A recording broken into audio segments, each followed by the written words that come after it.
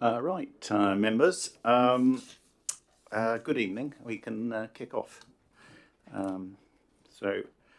Firstly, of course, I must make you aware that the football's on at 8 o'clock.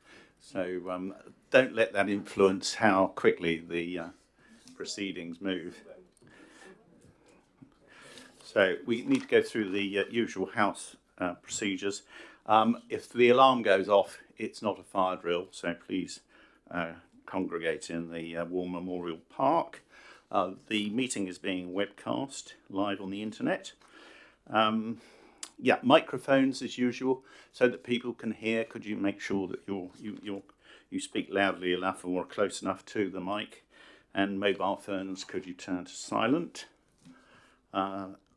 Just by way of introduction, I'm Councillor John Isett, and I'm Chairman of the Resources Committee for this evening. And looking at our agenda, item 1, apologies for absence. We're pleased to welcome Councillor Minas Bound, who's replacing Councillor Carr. Good evening, Simon. We've got apologies received from Councillor Jenkin. I think that's it, isn't it, Ellie? Yep. Next item is any declarations of interest. Anyone like anything to declare? No? Right, good. Okay. Item 3 is the minutes of the meeting held on the 20th of March this year. You've all had a chance to look at them. Are we agreed that the minutes are an accurate record? Can I? Thank you very much, Tony. Good. Right, next item, appointment of a vice chair. Now, is anyone willing to take on this role and put their name forward?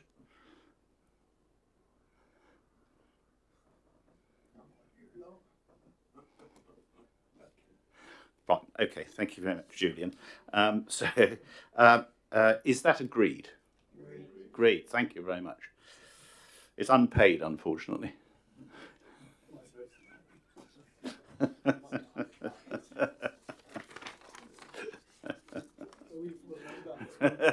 No, sorry. I must stop. No, let's stop. Right, yeah, right. Okay, so we've got one important item on the agenda tonight, which is the Q4 Key Performance Indicator Review. This is important because it all relates to the council plan and the other strategic policies that we are, as a council, that we've approved and are looking to implement. And so this is an opportunity to hear tonight from the portfolio holder, the leader, Councillor Paul Harvey, and the and officers who've assembled here this evening, and give us an opportunity as a scrutiny committee to ask them questions about how well they've been doing in relation to a number of the key performance indicators. What we're going to do is concentrate on the KPIs that have not been quite met or have been or have missed by some distance. But obviously there are a lot of other KPIs in the report, and we will have an opportunity for members. We'll give an opportunity for members to ask any questions or raise any points or congratulate any teams for good performance with their KPIs. But we'll do that in due course. I think, unless Ellie's going to tell me something else, we can now turn to Councillor Harvey to introduce the report. Yes, fine. Paul, over to you, please. Thank you very much, John, and thank you, members, this evening. First things first, good luck, England. That's an appropriate thing to say in the circumstances, most definitely tonight. Wishing them on. Headline figures in the report, as you can see, are really excellent for the organisation. 41% of all targets are exceeded, 76% are exceeded, met or on track. That's 53 indicators out of 70. Only 5% of them, or 4 out of 70, are in the red. But it's important to review those. It's important to review the indicators and understand, because we need to remain focused on them all, including those that are exceeded, are on target, as important as well. The overall message, I think, is incredibly positive. So I want to thank the officer team, and I want to also thank our partners who, working together, have got us into this position of the excellent results that you see in front of you. There's some also great feedback from our residents. It's always good to get feedback either by text or by letter, encouraging the work that we do and supporting the work that our teams do. I've seen that in ops, I've seen that in waste, I've seen that across the organisation in terms of really good feedback. So thank you for those residents that take the time to write in. There's some really important indicators in here. So one of the ones, just to pick out a few, no use of bed and breakfast, a really important indicator and a very important step forward. Our climate emissions down 45% in Q4, really important. We've supported 851 businesses, exceeding the target that was set. But importantly, to sit alongside that, there's a 96% satisfaction rating with our service, which is really good to see. A 95% satisfaction rating with the festival. So that's 123 artists, 36% of which were local. 21% of the performances, 21 performances, were outside of Basingstoke this year, which is important. It wasn't just in Basingstoke, the festival was across the borough. So out of 93 overall performances and 22,000 people that took part in the festival, that's a really good figures. I think it's important to say that the emergency response plan has been updated December this last year, fully meeting with the Civil Contingencies Act 2004 requirements, and I want to thank the officers for all the work they're doing in that area. We delivered 167 disabled facilities grants that were approved in the year, 20 working days being the target, so that's 100% of the applications in and out the door. In terms of parking improvements, that's another one to point out in terms of the quality of what the team are delivering. We've delivered parking improvement schemes in Rossini, Reynards Close, Pemberton Road, Sibelius Close, Berrins Close and Woodlands and Schubert Road. So 46 parking spaces delivered, 8 of them as EV charging bays. Positive progress. And then in terms of new affordable housing delivered, that's 364 units of affordable housing delivered. Nearly half of them were socially rented homes. So that's nearly a 99% increase on the socially rented homes that we inherited. So 685 homes overall delivered. So on the basis of that, that's 53% of all the homes that have been delivered in the year being affordable if you look at the baseline statistics. So a really good track record on many of the key indicators, but we don't take anything for granted, nor should we. And with your help, we can scrutinise and look at those that are in the red and in the amber and better understand them. And I look forward to the conversation with you this evening. Thank you, Chair. Thank you very much, Paul. We can now look to the Senior Officer, Katie Salas, to provide some background. I think, Katie, particularly on the unmet KPIs, is that right? Yes. So good evening, everybody. Before committee consider the Q4 results, I'd like to take the opportunity to talk about future KPI monitoring. So as you know, because you've just scrutinised the proposed measures for the coming year, we're continually developing our approach to key performance indicators and increasing our rigour in this area. And we recognise that whilst the quality of the information and the presentation of the measures has improved greatly, there is more we can do in this area. So as we move into the latter half of the year, the officer team will be starting the review for our 26-27 suite of measures. And in this review, particular focus will be giving on making those measures smart. And we recognise that's a key development area and one we'll look to deliver as part of that annual review and subsequent changes. Also, this committee scrutinised the proposed measures for 25-26, and the Q1 results you'll see at a future meeting will reflect a number of the recommendations made by the committee at our last meeting.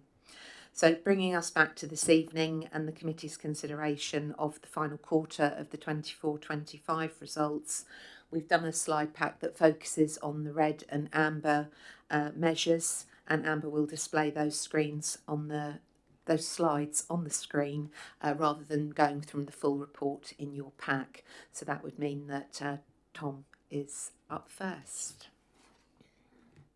Tom, would you like to join us? Yes, that's right, yes.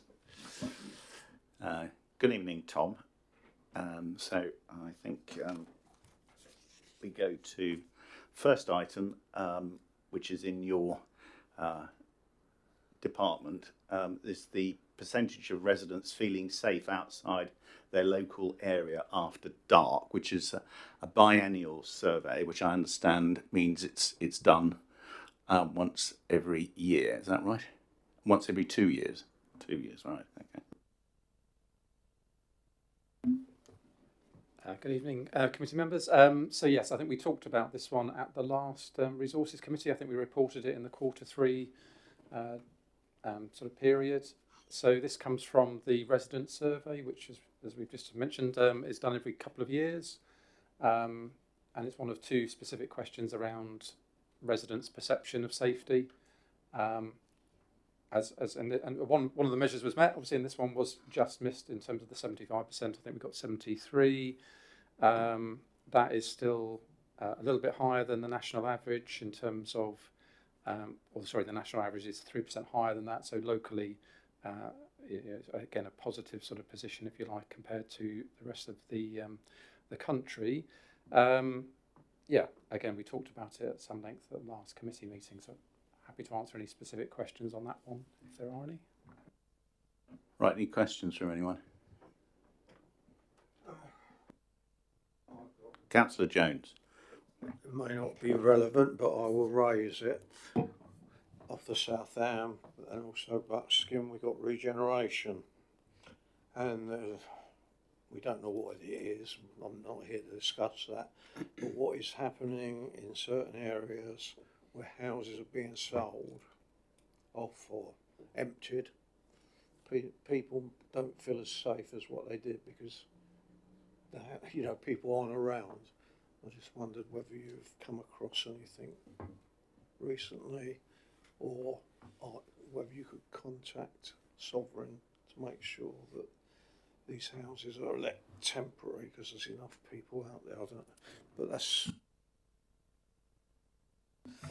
It's not an issue that's particularly come to light as a concern in particular areas, but I think if members have got particular concerns about areas where they feel that there are issues and perhaps it's attracting antisocial behaviour, then please do get in touch with our team and we'd be happy to look into that.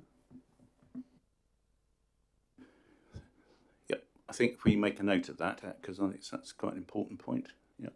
So any other questions? Simon. Thank you, Chair. My question, it's a really tricky one, isn't it, this? Because we've got this big figure for what is in essence a big borough with lots of population, and we're talking about perception, about safety. So there's a danger, isn't there, with a KPI that I can sit here and expect somebody to be doing something to have an impact on improving it. And when it's as general as perception across the whole borough, my question goes to, do we understand where those perceptions are high, where they are low, and therefore targeting any activity so we can make some measurable difference? If not, it makes no sense. It's a good question. We do understand, where there are particular areas that perhaps that concern is more evident, perhaps. But we're trying to target our enforcement and our sort of patrolling to provide reassurance to the communities where that's most evident. That's usually through reports of antisocial behaviour, which we're obviously constantly monitoring and constantly having discussions with the police about where there are potential issues, and trying to direct that our resource in terms of reassurance to areas where there might be concerns.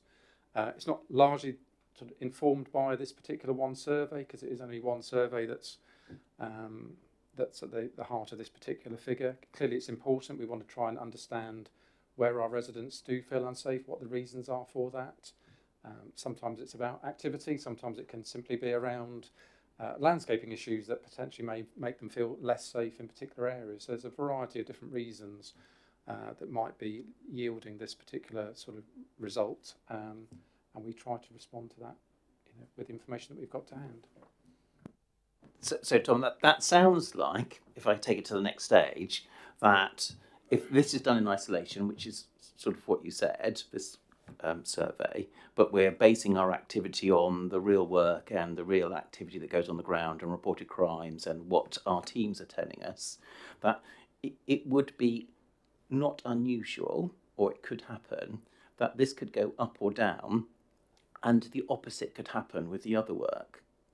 Because again, I'm just trying to find out, well, what's the point of what's it telling us? It's telling us it's amber, but does that mean anything at all apart from perception? Because unless you can tell me, I can go to a public report and say the next level down from here is, we understand in these 3 areas we've got issues about perception of crime, and this is the activity that the council and its partners are doing. I'm not sure what I do with this. There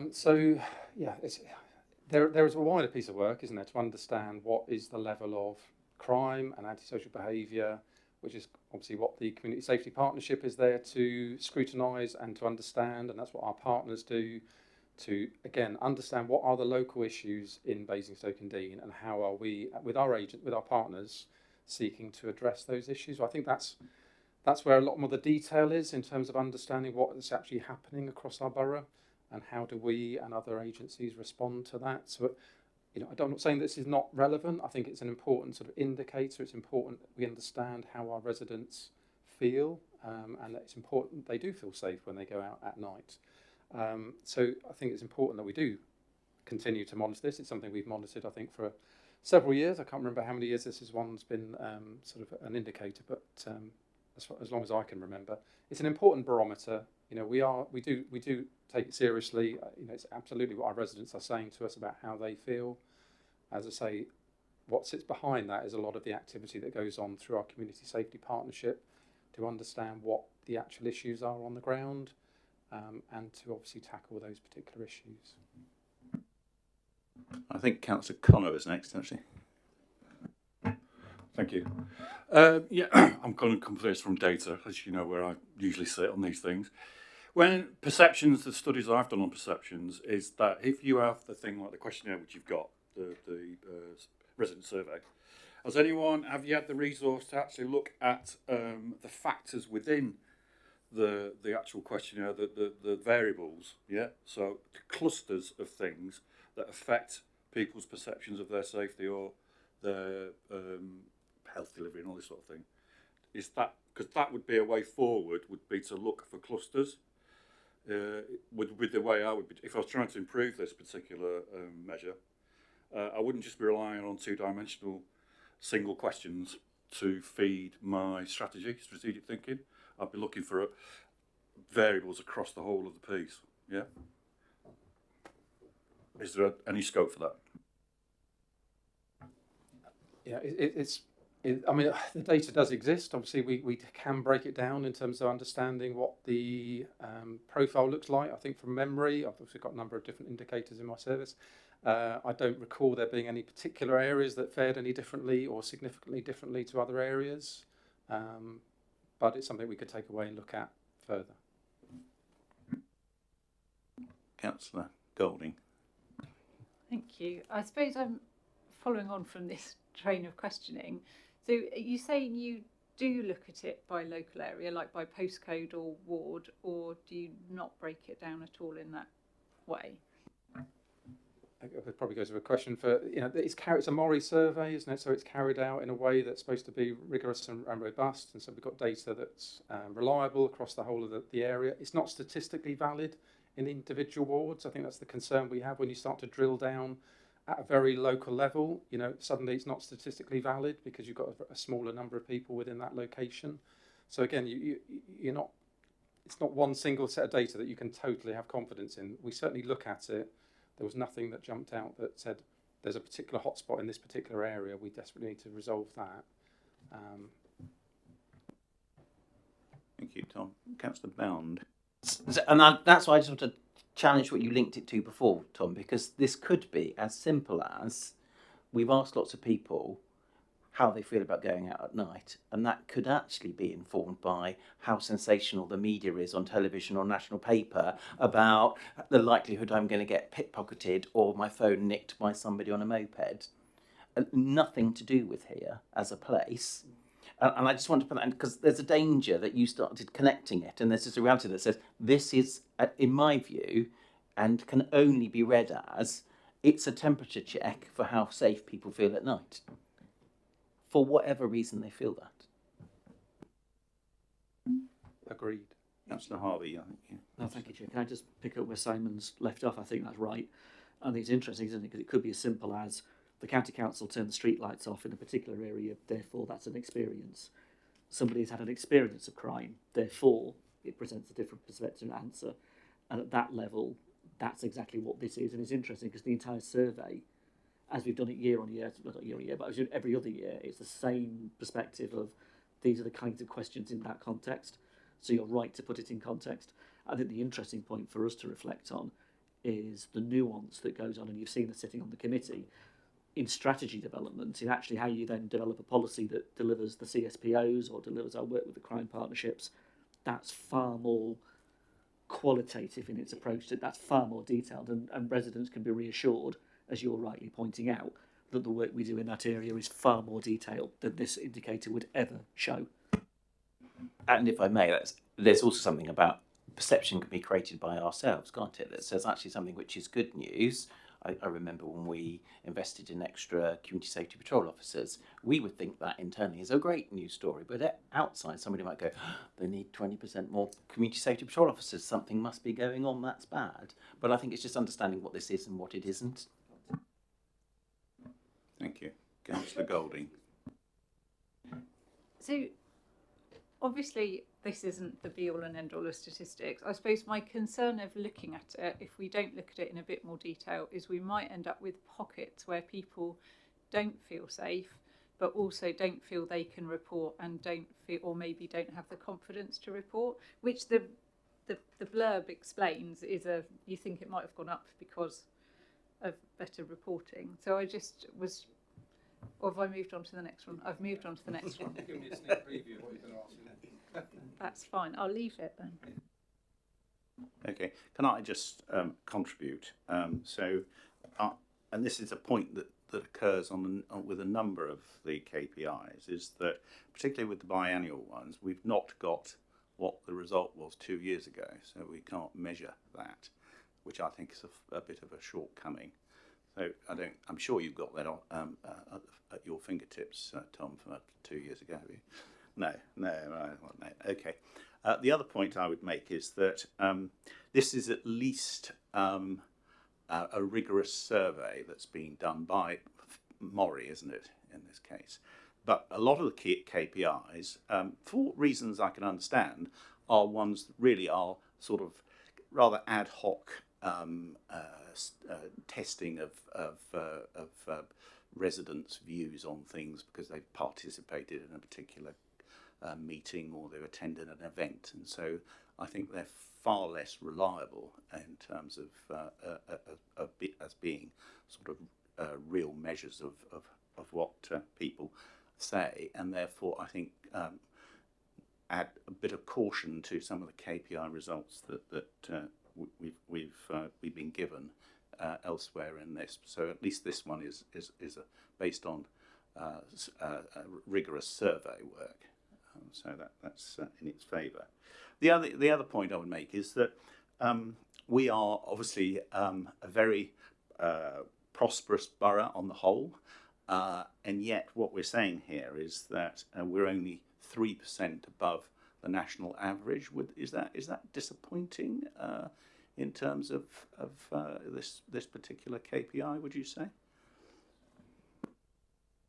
Thank you, Councillor Isaac. So just going back to your first question, which was about what was the result in 2002, so the previous resident survey, that was 74%. So it's gone down by 1%. Again, I would argue that's not statistically significant in terms of change, and I totally agree with what Councillor Minnis-Bounder said in terms of what other influences there are in terms of the press, what's going on nationally, in terms of what do people generally feel. It's not necessarily a reflection of what they feel in Basingstoke, but they potentially are influenced by other factors. I still think it's very positive. I think a 3% improvement, if you like, in terms of compared to the national average is still a positive position to be in. Yes, absolutely. Mark, just to support that statement is we can't compare one survey to the survey because there'll be different questions answered, so different questions asked. Sorry. So unless they were standardised, we wouldn't know what the statistical difference is. And I think anything that hits the national average is, or thereabouts, is I'm not going to say good enough because that's not it's probably not the right language, but it's in the right direction. I was just going to Councillor add, John, Norris-Mann. that I think for all my time in the council and lots of other people who've been council longer than I think this one is the same question. It is exactly the same. It never moves more than 2%. And actually, there's a danger that in some respects, maybe wrongly, I would summarise you're coming to your point about does affluence matter? Or this is a do I like where I live? Do I feel safe question that could be motivated by lots and lots of things, and therefore it shouldn't surprise that on an average we come up slightly above because that's what everything else will tell us about whether people like living in the borough and feeling safe and living in Hampshire. Actually, it is what it is, and there's a danger that we could. It is important, but I'm not sure we should over-analyse it because it's always consistently higher than average, but that's for reasons beyond our comprehension. Okay, thank you very much. Gary. Thank you, Chair. Statistically, how many people were interviewed, and was it door to door? And how many can you break it down by wards? Was it more urban or? Sorry, Mike. Yes. There were 1,138 interviews conducted across the borough. But what we don't do is then break out the results into ward because that's when it's not statistically significant, but it is across the range of the borough.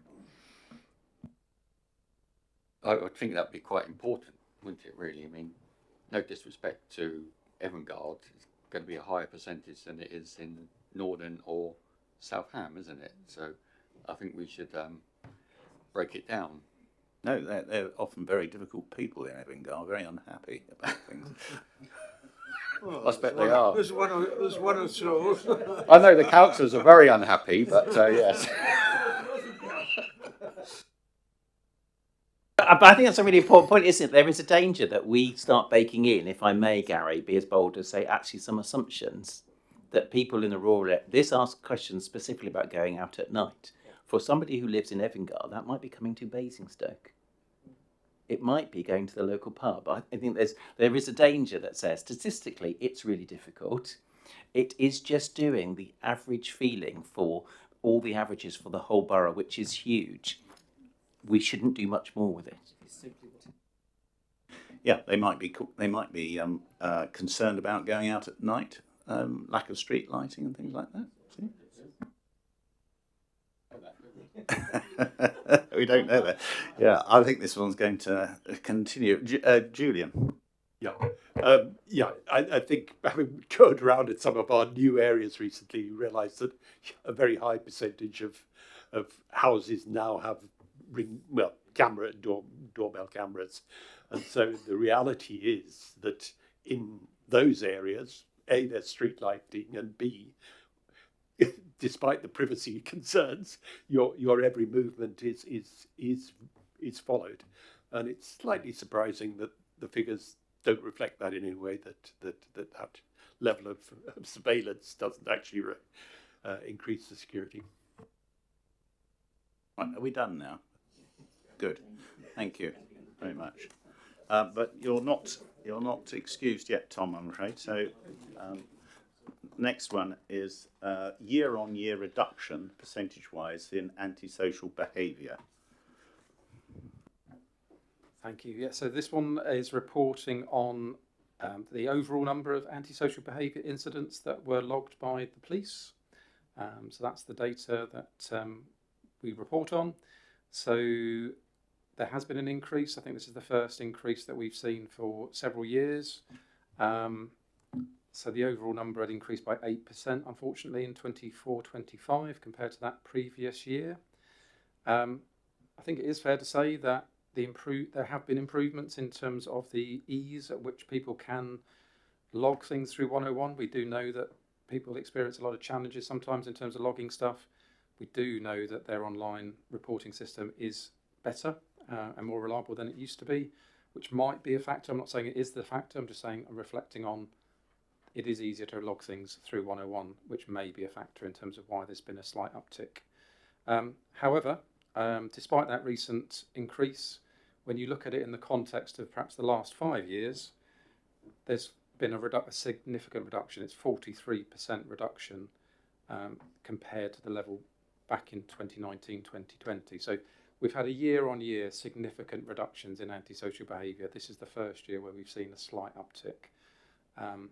That said, again, I'm not trying to dismiss it. Again, there's a lot of work, as we've touched on before, with partners and the scrutiny that goes on around our joint overview and scrutiny committee on community safety, looking at what are the issues locally, what is it that people are reporting, how are we working with our partners to tackle antisocial behaviour.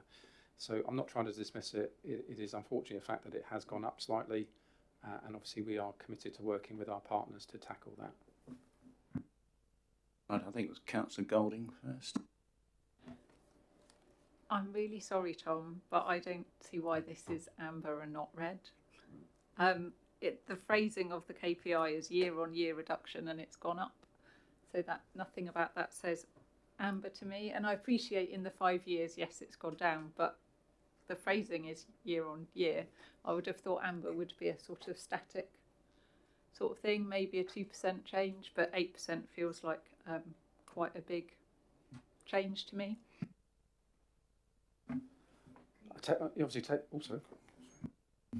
Sorry, the parameters for the RAG status were sort of pre-agreed for the year. So note your comments and don't disagree with the comments in many ways.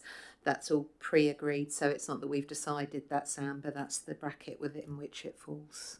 And that's what comes through to this scrutiny panel each year to consider. Councillor Connor. In your previous one, you compared us to the national averages, but you haven't contextualised. There's no context with how we're doing in Hampshire or how we're doing with in region or the national. Are those jumps the same? You know, is it a systemic thing or is it something Basingstoke focused? I think that's a really valid point. I think the reality is you're limited by how many words you can put into your commentary around some of this. So I could talk for forever, and I'm sure there's a lot more information we could provide. I think we could provide that more context. I'm happy to do that. I don't have figures that would perhaps show you what the national trends are, what the local Hampshire trend is. I think I take on board exactly what you're saying. That's quite helpful to understand. Is what Basingstoke's experiencing consistent with what Hampshire's seeing and wider? So I take that on board. I think that's something I can reflect on as part of feedback in the future. Thanks, Tom. Councillor Manus-Brown.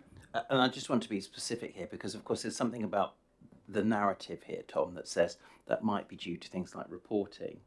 Well, if, as I believe, Hart's gone down, Rushmore's gone up, ours has gone up, they use exactly the same reporting mechanisms that we do. So I'm not sure how you justify that statement. I think if you can't justify it with the data we're being shown, don't put it in. No, I'm not disputing that. Obviously, I explained before that I'm not saying for sure that it's definitely due to that. We know that there have been improvements in terms of the access of reporting stuff through 101. That was a particular challenge that a lot of people did refer to and complain to us about. They found it very difficult to log stuff through 101, whether it's online or on the phone call. And we have definitely noticed an improvement in that. I'm not saying that is the reason for it. I just thought it is relevant. I'm not attributing the uptick in any way to that and that alone. I take on board what you're saying. Councillor Jones. Obviously, it's a police thing because has there been a reduction in the police in this area or in certain areas? Let's put it that way. Because we had extra police a few years ago. Have they been moved around out of Basingstoke or all in or whatever? Do we get any information on that? I don't have the exact figures to hand in terms of the overall policing numbers. I'm not aware of any significant changes in terms of policing numbers in this area. I'm more than happy to try and provide that information to you if I can. If you would, yes, Councillor Connor. Sorry, I'm not understanding this a little bit. I thought antisocial behaviour was a civil offence and not a police matter. So are we saying that, again, we're down to perceptions, is it because the police aren't on the streets as much, there's more antisocial behaviour? Is that the inference? No. Because antisocial behaviour, as I remember it, was dealt with by civil procedures and not by the police. Well, it depends how antisocial you are. No. It's a If you go to the magistrate's court, they're doing putting in windows, writing on walls. It's a criminal. that's criminal damage. That's not antisocial behaviour, Tony. That's criminal damage. It's not antisocial behaviour. Eh? It's criminal damage. Okay, should we ask Tom for his expert opinion on it? Why are we going to the Oh, sorry. Yeah, it is a multi-agency response, so there are issues of antisocial behaviour that are very much police led. So, for example, riding motorbikes, on public space, police have specific powers to address that. Car meets, police have specific powers to address that type of antisocial behaviour. So but it's other partners as well. There's private landowners that take action. There's ourselves, there's housing associations, there's a variety of different partners that have got tools and powers that they can use to tackle particular types of antisocial behaviour. So, yeah, going back to your question, yeah, there are issues that of antisocial behaviour which fall into, they are still criminal, because, but they're still classed as antisocial behaviour. Right. Tom, on my part, you say that you make the comment that reporting is being made easier, but we also hear generally in the news that a lot of people think that because bad behaviour is not going to be pursued by the police, that they don't bother to report it. Is that a consideration? And then secondly,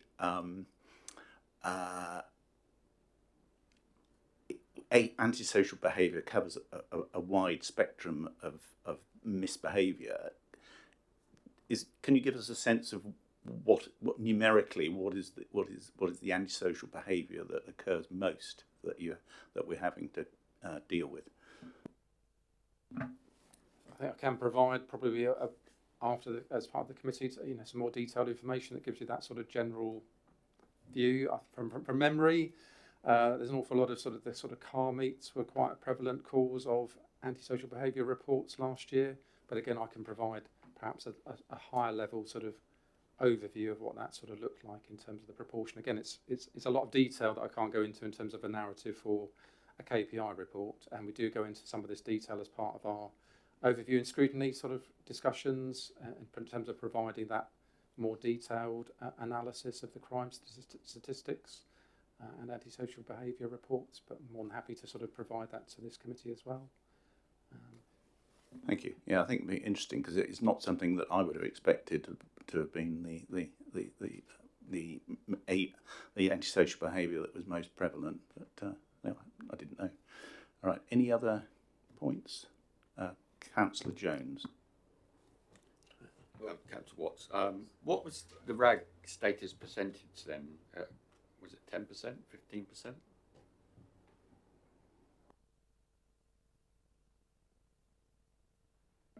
I'll need to provide that. I haven't got that breakdown with me. That is a separate spreadsheet, but I can share that after the meeting for the bands.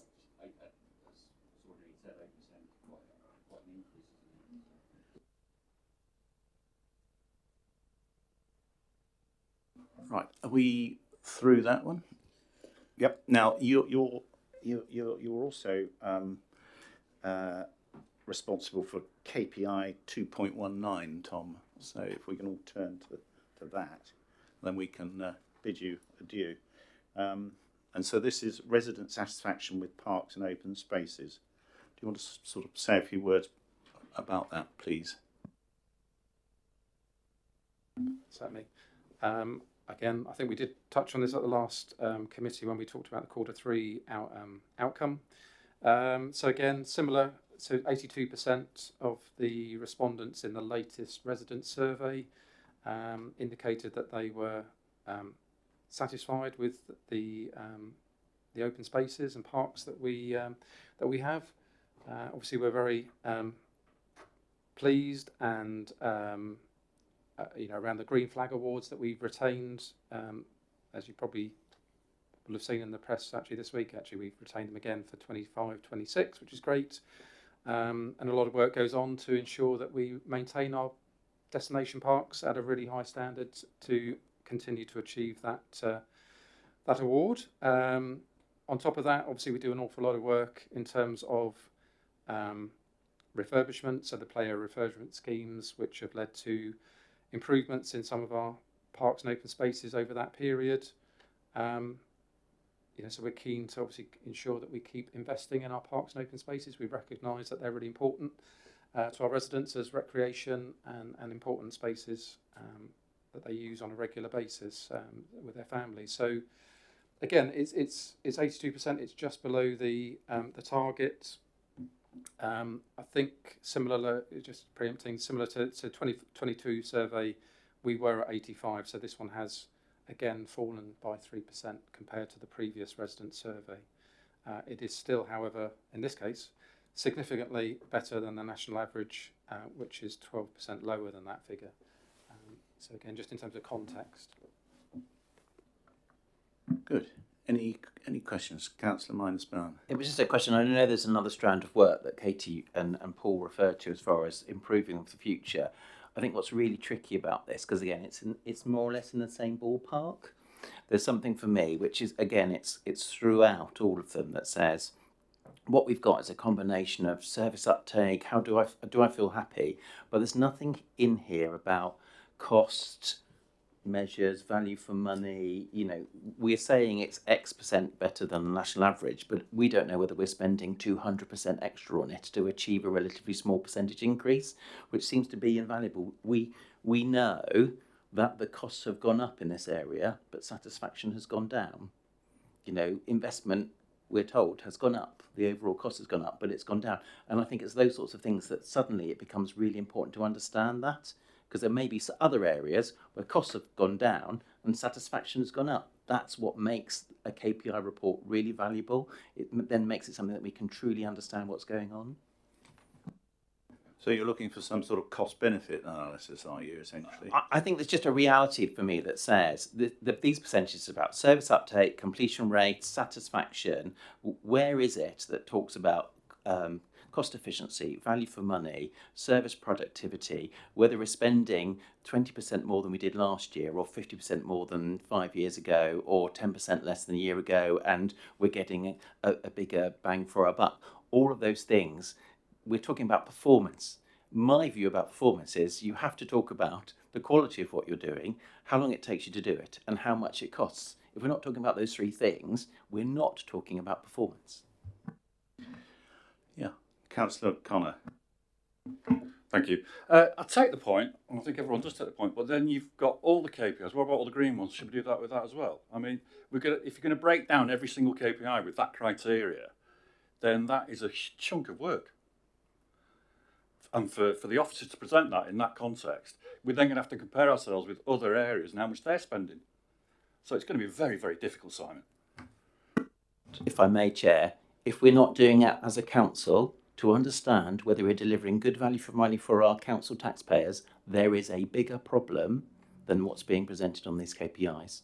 Somebody somewhere should be looking at that information, and it doesn't have to be particularly granular, but actually, if we're talking about some of these areas are very small and some of them are big service areas, looking after parks is a big service area with a big cost. It is not that difficult to work out what the total cost is in relation to what we were paying last year and the year before.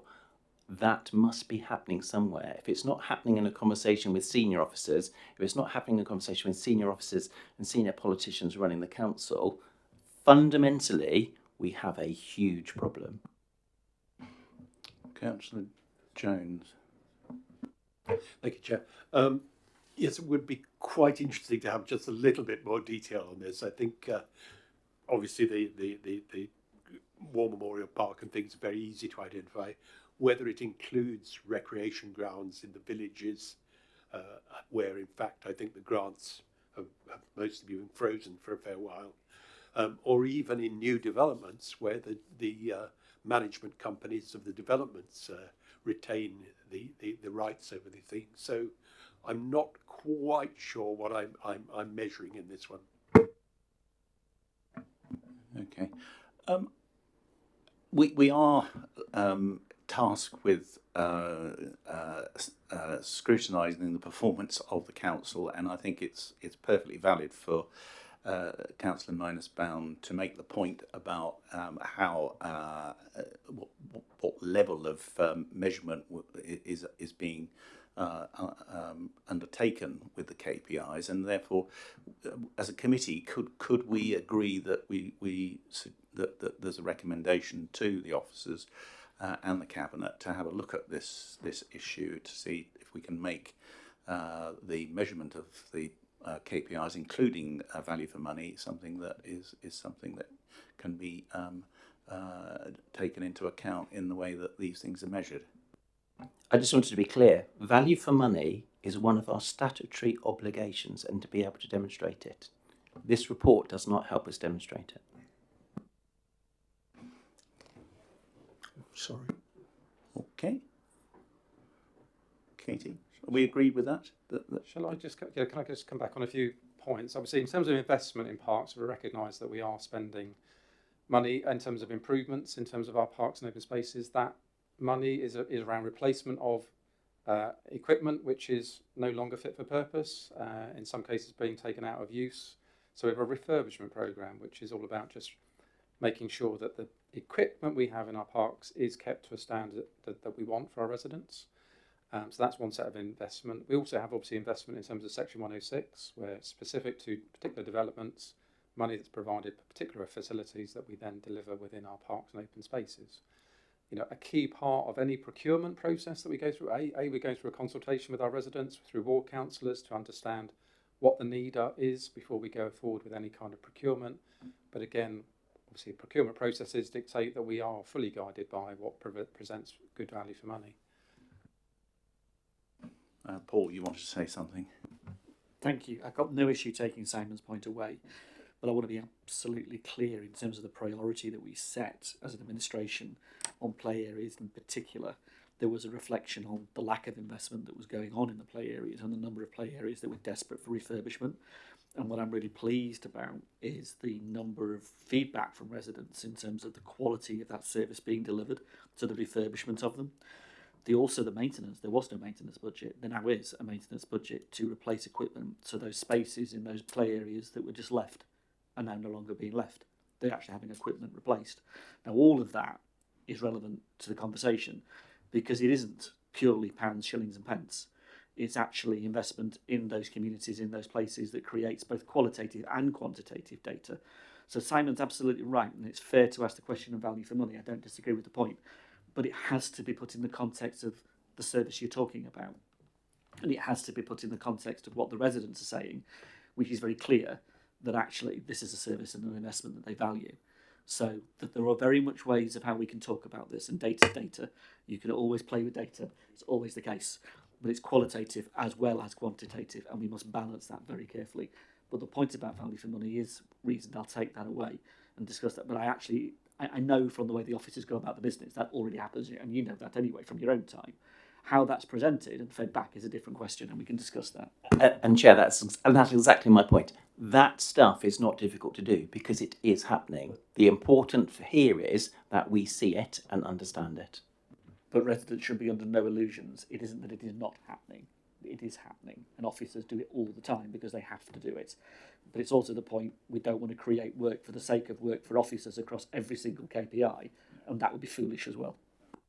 But it's if the evidence can be obtained without too much effort and cost, then that evidence can be reassuring, and it demonstrates that investment that's being made is delivering results in terms of the satisfaction of those using it. Yeah. Councillor Golding. Thank you. When something like this goes down a bit, and I appreciate it's not very, it's a small percentage, but it has changed. Do you cross-reference that against like other complaints or social media feedback or things to try and identify where pinch points might be?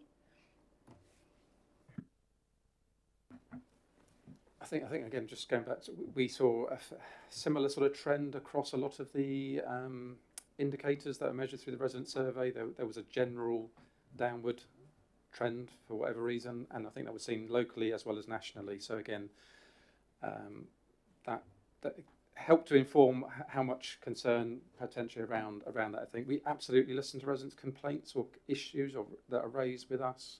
So we absolutely are listening to that. Again, a key part of any kind of improvements that we plan for any of our open spaces involves engaging with residents to listen to what their views are and help shape what we deliver moving forwards. So absolutely, we want to hear from residents about what the issues are so that we can respond to that. Right, thank you very much, Tom. I think that's your contribution over. Thank you very much. Now we move on to a KPI unmet, which is increase in the proportion of low carbon vehicles operated by the council. Now, we haven't got Mark Lambert here, have we? So who have we got here?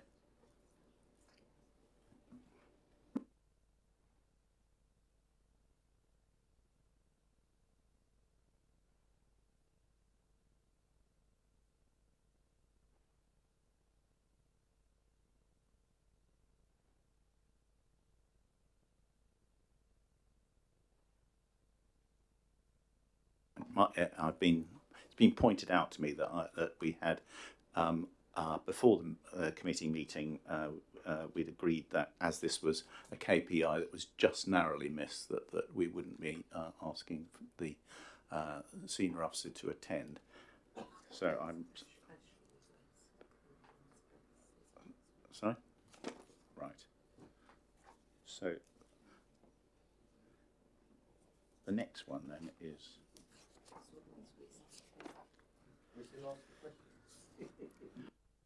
Of course you can, yes. Sorry, the changes that are happening in October, what percentage does the council officers think is going to improve our recycling rate? I know that's a finger in the air, but I think we've got the officer who's going to ask that. So we now move on to the KPI relating to household waste recycling rate. And is it Ashley that we've got here? Correct, yes. Hello, Ashley. Good evening. Okay. So would you like to say a few words of introduction, and then we can go straight into Councillor Watts's question? Absolutely. So I'm standing in for Helen Taylor-Cobb this evening. So yeah, I'm Ashley Wild. For those of you that don't know me, I am the Waste and Recycling Services Manager. And in terms of the household waste recycling rates, I think it's important that we need to read this in conjunction with KPI 2.11. Whilst that's currently green, both of them are intrinsically linked. 2.11 is the household waste arisings in terms of kilograms per property per year. Now that has consistently declined for the last 5 quarters, which is indicating a correct path or the correct path of travel for us. Because we are looking at them both together, the reference to 2.10 there, the household waste recycling rate, does show a slight decline over the last couple of quarters. However, when we look at the technical detail there have been marginal increases in the tonnages collected for curbside glass. There have also been marginal increases collected at the bring sites and also for curbside dry mix recycling. So essentially everything that goes into the green recycling bin. So I guess when you compare 2.10 and 2.11, essentially what it's saying is there is generally less material being thrown away or disposed of that we can't recycle, and there are slight increases in the material that is collected for recycling. However, in terms of this reduction on the household waste recycling rate, that is attributed fully to a reduction in garden waste tonnages. Now, of course, I can't believe I'm going to say it, but referencing the Christmas period, we have obviously a lot of people are not doing any gardening over January, February, and potentially into March. That said, February of 2025 saw our highest ever subscriber numbers on the garden waste service. Now, it's just the sheer fact that it is that time of the year and the garden waste tonnages collected at the curbside are generally lower. The weather's cold, it's generally miserable, it's dark, there's very little growth. You may get, again, depending on the seasonal variance, you may end up picking up some leaf fall, depending on how late trees drop their leaves. Obviously, I guess we kind of have to reference a little bit the implications of climate change, and we are seeing seasonal changes. We're seeing longer, warmer, drier springs. So when we come to Q1, for example, we are likely to see a reduction again in the garden waste tonnage compared to last year, because for the last 3 months or so, I believe it's probably rained twice. And of course, those are not ideal growing situations for garden waste material, which I guess we rely on. It's a bulky, it's a heavy, weighty material. So having any marginal change in garden waste tonnage does significantly impact our overall household waste recycling rate. Okay. Councillor Watts, can you repeat your question? The changes that are happening in October, what percentage do you think is going to increase our recycling rate?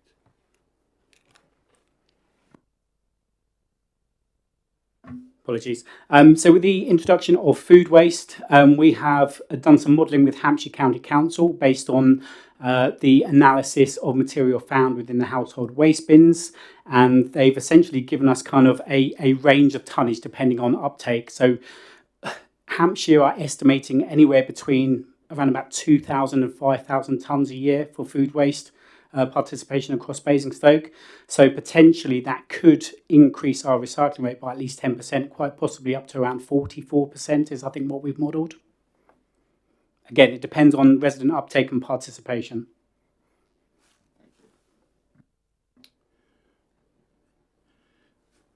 So any other questions? Am I right in thinking then that in terms of the recycling rate, the garden waste is a waste that it's more easy to recycle, and so if the tonnage goes down, then that affects the overall performance. So absolutely. So as part of the household waste recycling rate, it's made up of a number of material streams. We've got the curbside glass. Clearly that's a very heavy material. Over time, manufacturers have been making glass lighter and thinner, and they've been moving to alternative material streams. What we saw as a result of the kind of the housing and the mortgaging, and with all of the cost of living crisis, we generally saw a shift in consumer behaviour from glass bottles to tin cans, because generally you can buy a larger pack of beer cans, for example, and it will be cheaper than buying a box of bottled beer. So just things like that. The material coming through the recycling facilities did very clearly show that there was a clear trend moving from kind of glass material into things like tin cans and aluminium. With the post-pandemic situation, a lot more people were doing home cooking, making meals from scratch. So again, we saw the move from kind of like jarred pre-made sauces to things like tinned tomatoes, for example. So, the evidence and the material flows that were conducted by Hampshire, it was very clear when you were looking at the tonnages that those patterns were very true, and they were reflective of real consumer behaviour. So in terms of the glass, again, like I say, that's the heavy material. We also have the garden waste, which again is a very weighty material. And then we also have the dry mix recycling, so essentially everything that goes into the green recycling bin at the curbside. And again, manufacturers and suppliers have consistently worked to reduce the weight, reduce the thickness of that material. So, for example, we're now getting things in cardboard trays with a thin paper liner, whereas historically they were in quite a thick, rigid plastic container with a plastic film lid. Now, to kind of expand on that, we've had what they call the Extended Producer Responsibility Scheme, which went live in April this year. So as of April, any manufacturer or supplier who's putting packaging material onto the market now has to pay a fee. Now, the more difficult the material is to reprocess or recycle, the higher the fee it attracts. So, for example, plastic packaging will be more expensive to put on the market than paper and cardboard, which is a lot more sustainable. So we are already starting to see that kind of sea change and the step change from manufacturers and suppliers moving to more cardboard, more paper-based, more sustainable materials, because for them, it's a cheaper option. They're not being hit with the higher fees from central government. So we're already starting to see that in supermarkets with things like Walker's multi-pack crisp packets generally are now coming in a paper bag. We've seen Pringles tubes, they've removed the metal base and they're now cardboard based. We've seen packets of Fox's biscuits that are now no longer in plastic, they're now in a cardboard liner. A couple of years ago or several years ago, we'd seen the move from a lot of the chocolate manufacturers moving away from plastic lined Easter eggs to a cardboard tray. So generally we are seeing that kind of filtering through the supermarkets and the producers and the manufacturers, because essentially that additional cost for placing those more difficult to recycle materials onto the market will ultimately sit with the consumer who buys them. And they don't want to pass that cost on as much as reasonably possible that they can. Thank you. That's very, very interesting and illuminating. Thank you. So, Peggy, going back to Councillor Barnes' point about investment in getting value for money, we're making a big investment in the new regime for waste collection, including weekly food collection. What would you expect your target to be next year in relation to waste recycling? So I think what we want to do is have a look at revising these KPIs, but also looking at adding in one relating to food waste specifically. Obviously, at the moment, we've only got one for overall recycling rates, and we've got one specifically for household waste arising. So we've got the potential maybe to look at changing this layout and adding one specifically for food waste, because it is a brand new service.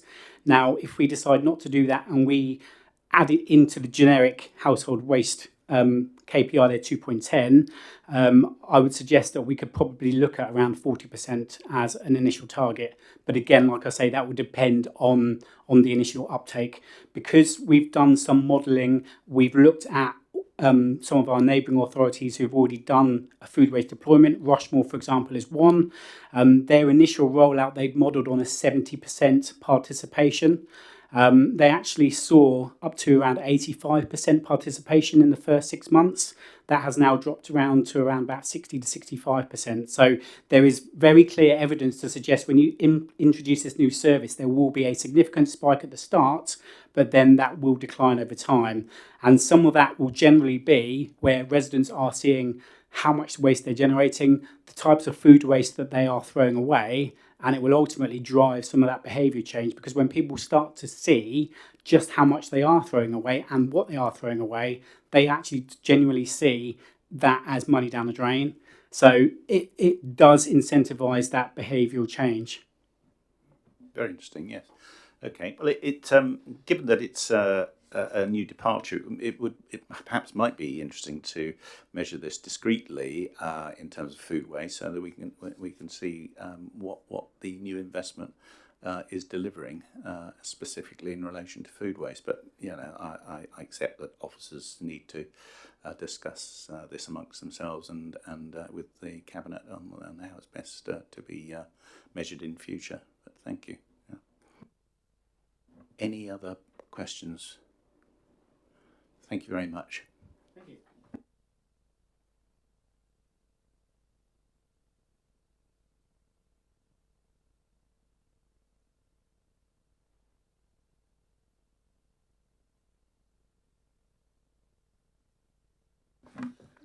So, Katie, am I right in thinking you're next in the firing line? Is that right? Correct. Good.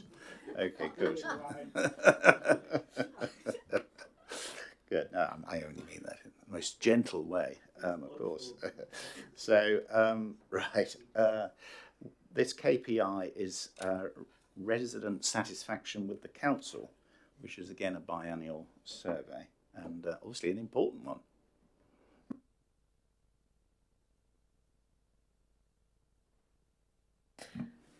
Yes, this is part of the biennial resident survey. The satisfaction rates with Basingstoke and Deane are higher than the national average, and are broadly consistent with our survey results from 2022, where this exact question was asked, and the score we got there was 75%. We're outperforming the national average on this measure by 19 percentage points, so there's clear sort of space between us and the national average there. So despite that national trend of decline in satisfaction in how councils run their services, Basingstoke and Deane's performance has remained consistent in this area when comparing ourselves to others. Members, any comments or questions for Katie?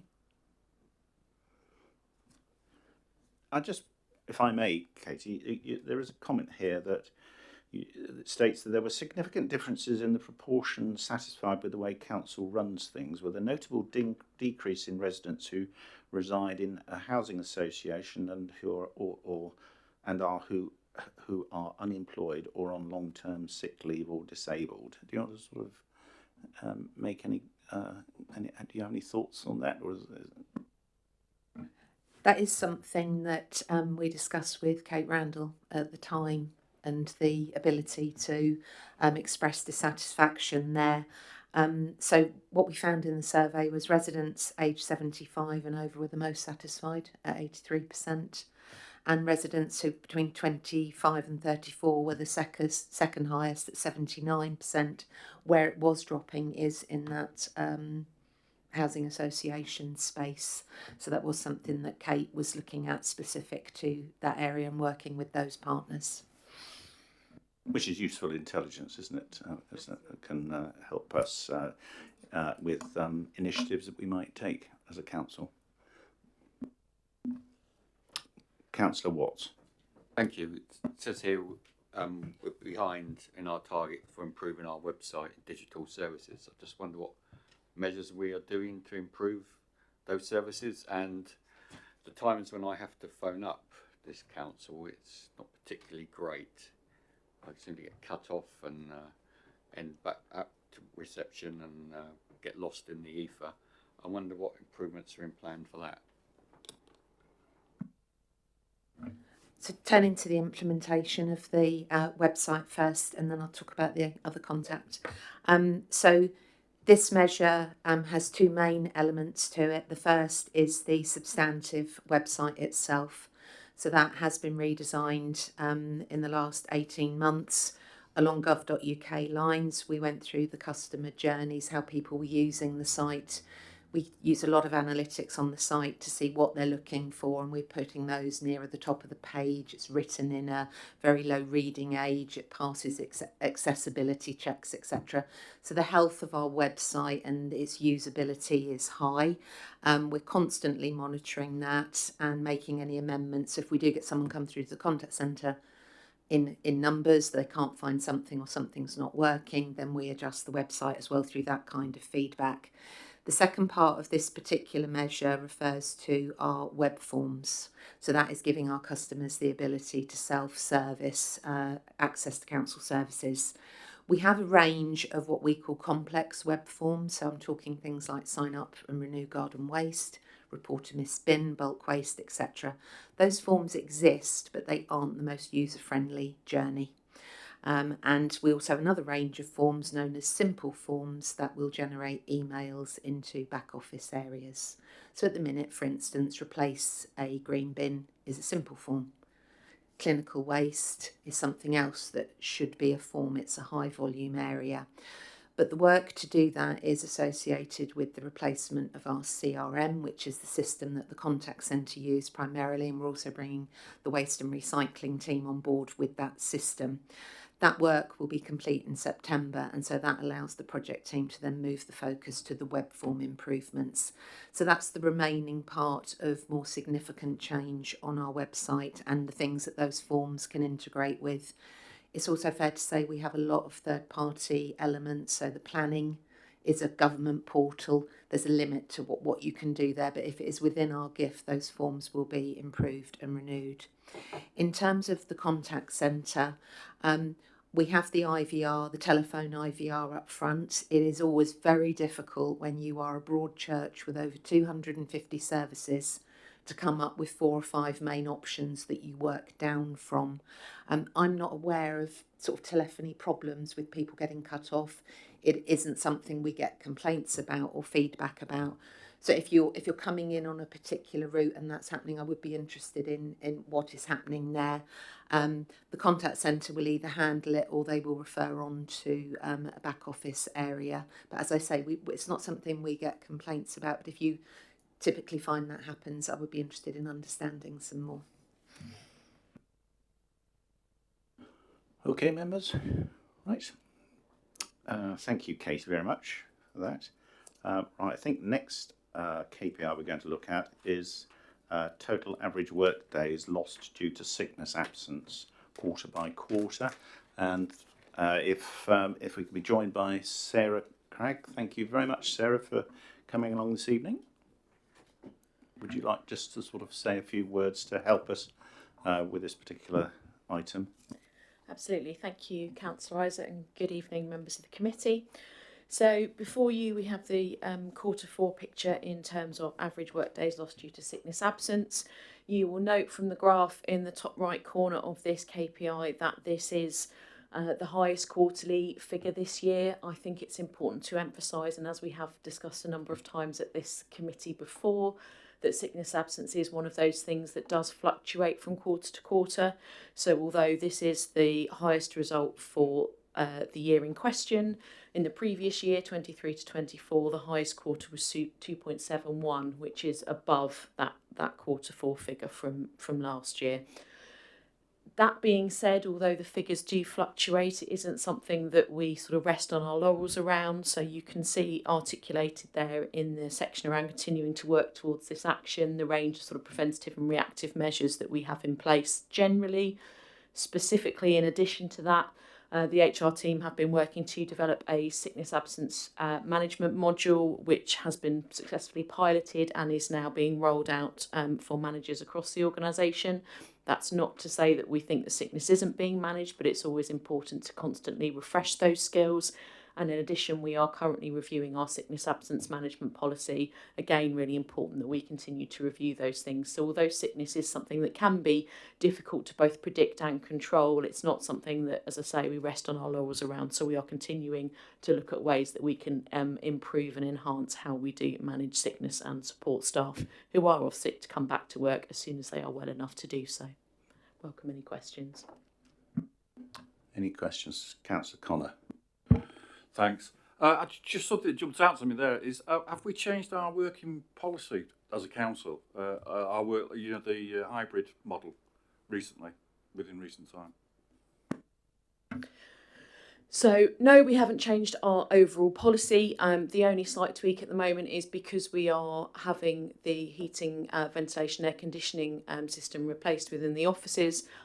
We do have to have a floor closed at the moment, and therefore staff are working within a smaller footprint. So at the moment, for a temporary period, some staff in some areas are working at home more regularly. That's only for the duration of this project. That's not a change in policy. That's just a practical result of the fact that we've had to close a floor because of that work. Thanks. I was just trying to make a causation there. Perhaps if we change the model back to working back to the office overly, perhaps that might be causing some more sickness, but obviously that's not the case. I don't believe that to be linked to any, and admittedly we are here to talk about Q4, but I do believe that when we go into Q1, which is linked to that work that's going on, it is lower than this Q4 level. So no, I don't believe there is a causal link there. Any other? So Sarah, just looking at that last quarter then, it is a sort of 40% worsening of the trend compared to the previous quarter, which is quite sort of striking. Do you have any sort of explanation as to why there was that sort of deterioration over that time, that period? As I really alluded to, I think it can be really difficult to pinpoint those. And again, we saw in the previous year there were some even bigger fluctuations from one quarter to the other, up and down again in 23-24. So again, these things can happen. What I would say, and again, in terms of reassurance around that, is it is a continuous process that we go through. So of the two types of sickness we look at, long-term and short-term, for example, in this period, there were 26 individuals who were off long-term sick. Only 4 of those individuals remain off sick currently. Obviously, it wouldn't be appropriate for me to talk in any more detail around that, but it is something that we are continually focused on. And as I say, some of the long-term type of conditions that individuals will be off with, it can take some time through support through occupational health and also their medical team to be able to resolve that and to bring the individual back to work whenever possible, which is always what we're aiming for. But there isn't anything specific in that data that we've looked at for Q4 that would suggest that there's a particular issue that has caused that. And as I say, I know we're not projecting forward, but the Q1 figures are a lot lower. So again, that we are subject to these sort of fluctuations because of the nature of what we're measuring. But there's still work to do, isn't there? Because here we're saying that the target, the average, should be 1.63 days absence across, on average, across the whole organisation, and we're actually 2.33 work days lost for every employee on average. So there is a big difference between the two. Yes, absolutely. I mean, it certainly is significantly above that target, as we talked about when we last came together to talk about KPIs. There is a real challenge in terms of that target, which has remained static for at least the last 7 years, when sort of the world around it has changed significantly. So again, as I referenced previously, average reports which has come out through the Chartered Institute of Personnel and Development, the CIPD, talks about 7.8 days per employee across the year as an average, and our target is significantly, in this scenario, significantly stricter than that. And it's 10.6 days across public sector. So this is an extremely challenging target. It's one that hasn't moved when generally sickness across all sectors has increased significantly during that 7-year period. So yes, this is an incredibly difficult target for any organisation to meet, and we're no different in that regard. Thank you for that. That's helpful to have that explanation. Councillor Jones, you've got something you'd like to ask? Yeah, just wonder, seems rather high long-term sick, 50%.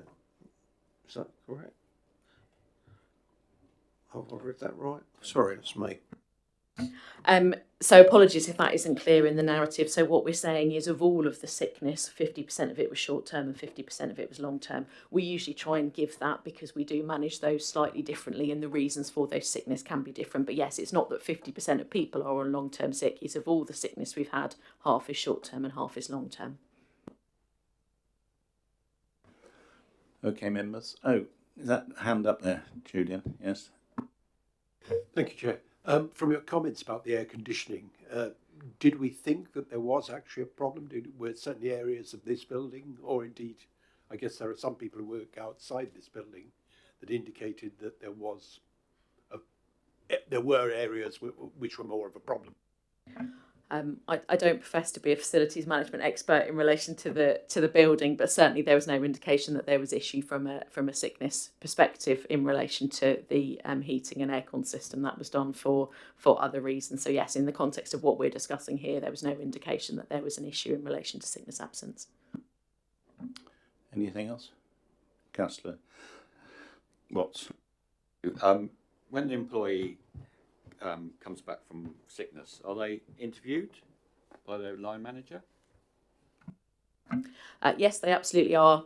So we conduct return to work interviews. We also, as a human resources team, run regular reports of the system. So if for any reason that return to work interview hasn't been appropriately logged on the system, we then follow that up with the managers. So that is an integral part of the process, both to make sure that we've captured the reasons that the individual was off, but also for the individual's supportive benefit if there's any ongoing impact of whatever the reason was that they were off, that again that's logged so we can make sure that individuals are supported to continue to remain at work whenever possible.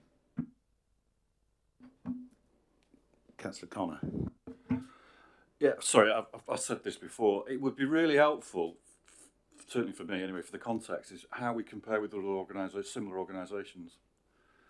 Is it one? Are they under the same measure as we are, and are they above that measure at the same rate that we are? So, do we compare ourselves to Rushmore and Hart or Hampshire County Council, that sort of thing?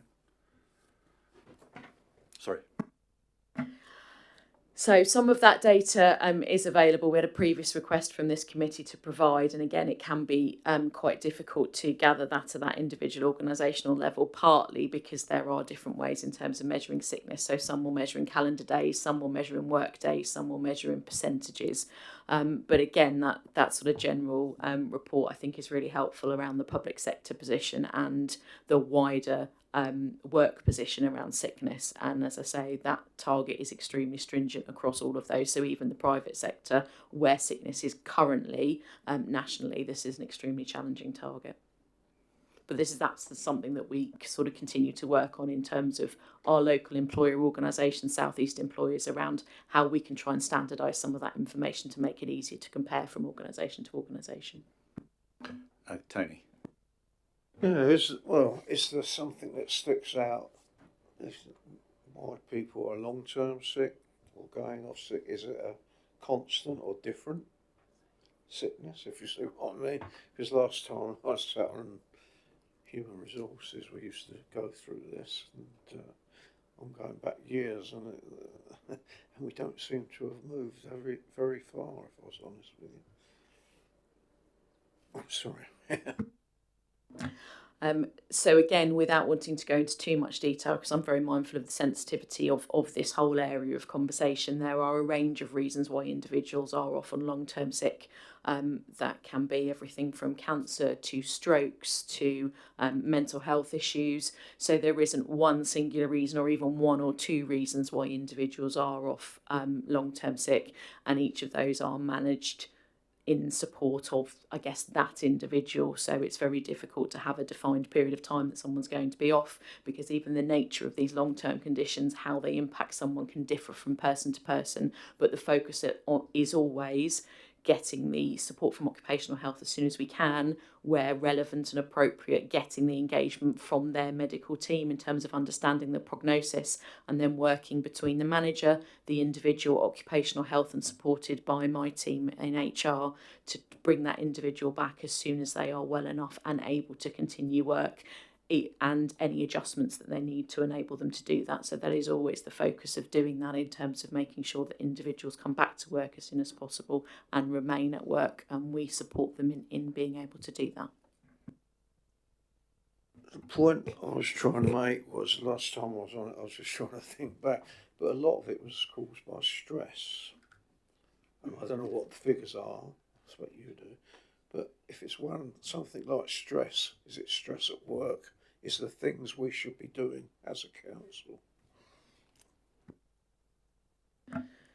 So anxiety, stress and depression as a sort of catch-all term, it is the way that it's recorded on the system. That is almost always our highest reason for absence when you combine the short and long term together. It's not always the case, but almost always that is our highest reason of sickness absence. There are occasions where those are related to work, and we again have a package of things that we put around that, things like our stress risk assessments, our wellness action plans, working with occupational health. But it is something that we continue to look at, and we do work with managers in terms of understanding what that work-related stress might be, and that can be everything from relationships in the team to it could be workload, but again that's why we do those stress risk assessments, to understand that. But there are also many reasons why individuals go off for mental health conditions that are not related to work. That could be bereavement or underlying mental health conditions, so that can be a factor, and quite often these things are multifaceted, so people will quite often not go off with one specific cause. It can be a number of things compounded, because that can be the nature of sort of mental health challenges. Councillor Mains-Bound.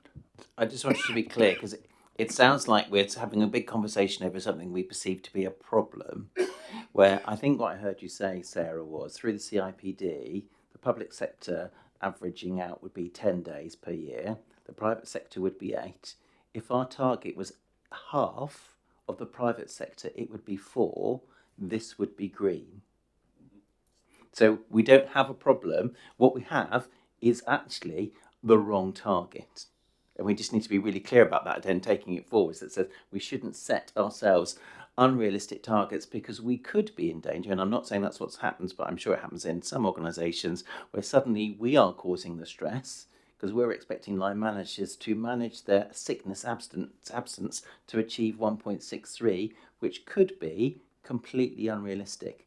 We do not currently have a problem. That seems to be what you're saying, Sarah, because we're nowhere near a target that's realistic.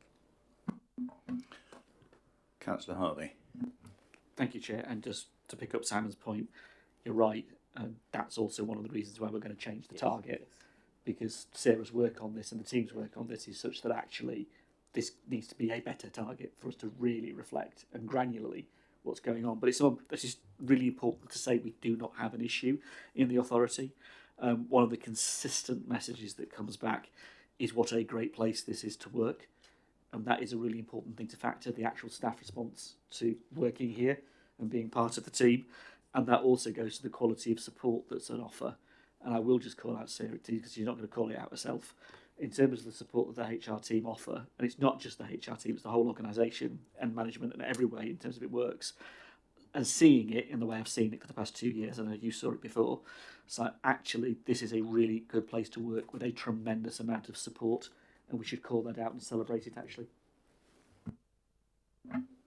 Thank you. I will pass that on to the team. I think just to support that, if you look at the other KPIs around turnover and stability index, what that shows is we have very low turnover. We've significantly exceeded the target, and the stability index, again, we've significantly exceeded the target on that.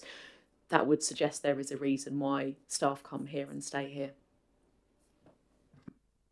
Yes, I think we're supporting a assessment of the target. I don't think it's quite as you said, Simon. It's about 6 on average, isn't it? That we're looking to achieve 6 average lost days per employee over the whole organisation. Under this set of KPIs, yes, and we're looking to increase that to 7.8. It's not so far removed from. I think you said 4, Simon.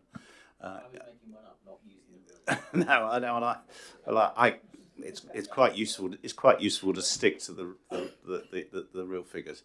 Thank you, but yes, but certainly there's scope here to re-examine that. So, but thank you very much, Sarah. It was very informative.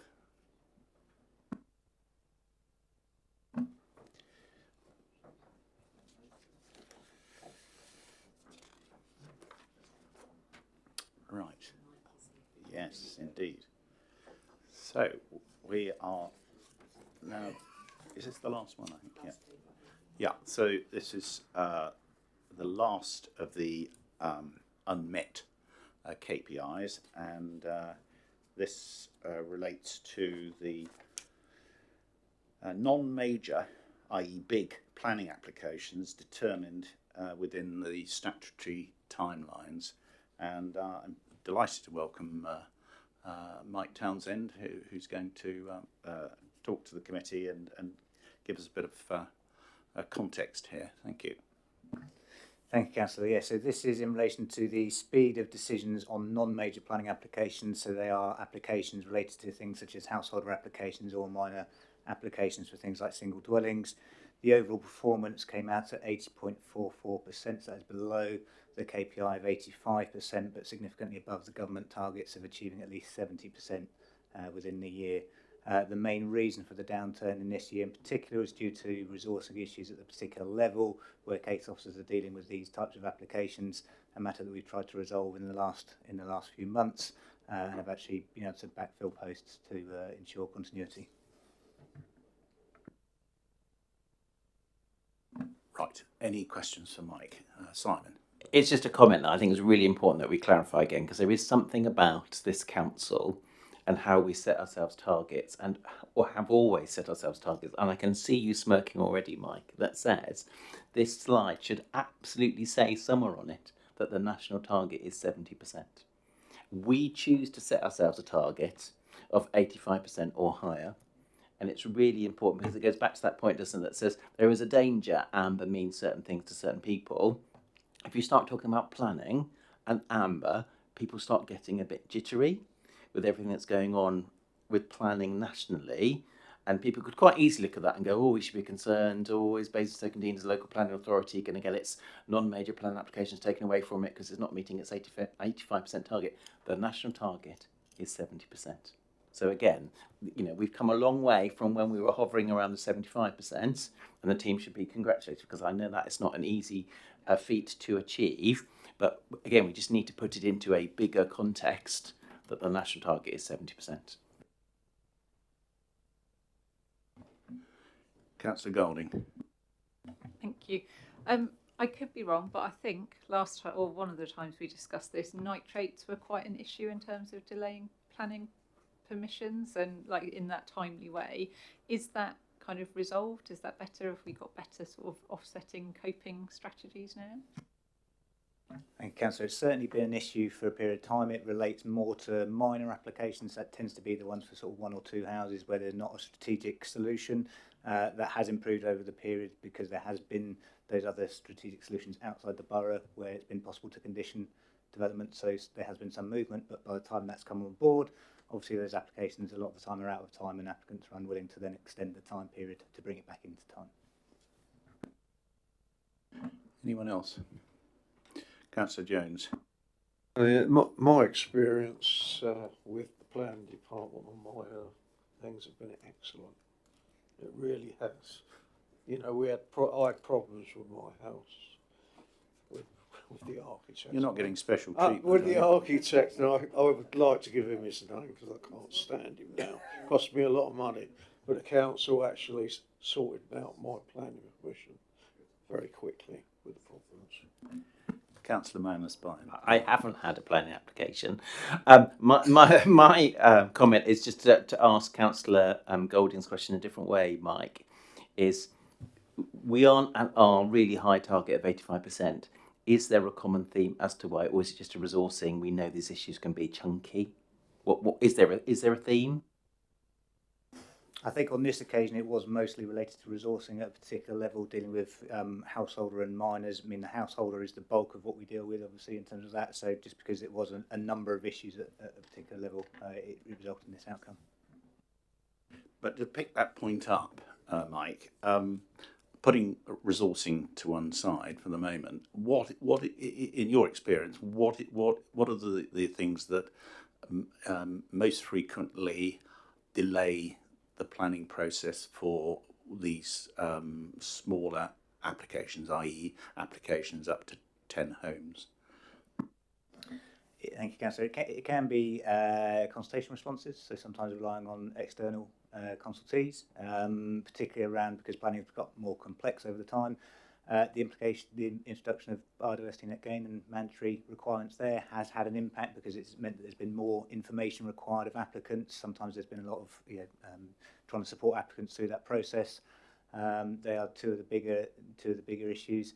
One of the things that we have recently changed our website looking forward is also the conditions under which we would accept amendments to applications, because what we have found on occasion, particularly around the minor applications, is that some applicants choose not to do pre-application with us and then sometimes try and add to the application as it is submitted, and that obviously causes some concerns for residents who are taking an interest in an application, for example. So we try to tighten up on that, if you like, and set out some criteria that we sort of generally judge that on to improve. And presumably we alert applicants, many of whom they're doing it for the first time, maybe in relation to a house and so forth. We're giving them some guidance as to how to make the system work as efficiently for them and as possible. We do certainly try and take that approach. I mean, the NPPF requires us to be positive and proactive around our approach to planning applications in any case. It is sometimes the case that there's just too much to amend within a single application, and therefore it might lead to a withdrawn application or on occasions a refused application. But where we can, we do try and work with applicants to address issues that are raised during the time. Okay, so Councillor Jones. Yeah, I don't know. Thank you, Chair. I don't know whether this applies to these smaller applications. I know in the case of large applications, we have people going to appeal or threatening to go to appeal for non-determination. Does that ever come into play here, or do we mostly get things decided in time? Mostly we get them decided in time. Occasionally it's possible that it could be a non-determination appeal, but it's quite rare on non-major applications. Right. So just to go back to Simon's point, are we recommending that there should be some adjustment to the target here? Would you like to sort of give I just want to make a broad recommendation, actually. I think with all of these, if there's a statutory minimum, we should all be really clear what it is and it should state it. And that should be a standard for all of them. So it's really clear whether we're setting our standard as the same as the statutory minimum or how ambitious we're really being. So we get to a bit clearer what amber means for us versus what it might really mean for the... Yeah, I think that's a fair point, because we are a high performing council and we want to continue to be a high performing council. Yeah. Mark. Thanks, Chair. Totally. I think I've really, this is the first time I've been to this, and apart from my little spat about ASP, it's been really interesting and I found it fascinating. But to my data head, it can't, without the context of what the national figures are and what the regional figures are, I think it's been a little bit unfair to be calling your target amber, and we should be standardising against recognised bars. So I think it'd be more helpful going forward, or I think a proposal I'd like to put, along with Simon, is that we incorporate the national figure, just to give us, so then we don't focus on the wrong areas. Of course, that will only apply to some of the KPIs, because a lot of them there won't be national the ones where we can targets and so forth. Right, Councillor Watts. Having worked for an American company for 20 odd years, they like KPIs for everything, but we always had stretch targets, and it's always good to have stretch targets, always looking for continuous improvement. Right, you might have your statutory benchmarks, but I always think we should be striving for continual improvement, and we should look at stretch targets. Obviously not too stretched. Thank you. Oh, I don't know about that. Right. So, any further questions for Mike? No? Thank you very much, Mike. Oh, one more. Right. Oh, sorry. Do I apologize? Bonus. Yeah, sorry. Is this so? Is this Mike? Is it? Yeah. I do apologise. Mike, total number of homes delivered per annum. If you could talk to that. Thank you, Councillor. Yeah, this relates to the total number of homes delivered, as you say, per annum, relevant to the AMR of the particular year. As the slide suggests, it's obviously an output of the AMR. So in this instance, the December 24 AMR, which in itself was obviously picking up the previous monitoring year period of 23-24. The text at the time is really just setting out that it was about slower delivery rates overall. So the achievement, in that case, was 685 dwellings against the then target of 830. But as you're aware, that target will have changed now with the introduction of the MPPF. A lot of this is about us providing the ability to develop residential sites, but clearly it's not entirely within the council's control to enable delivery.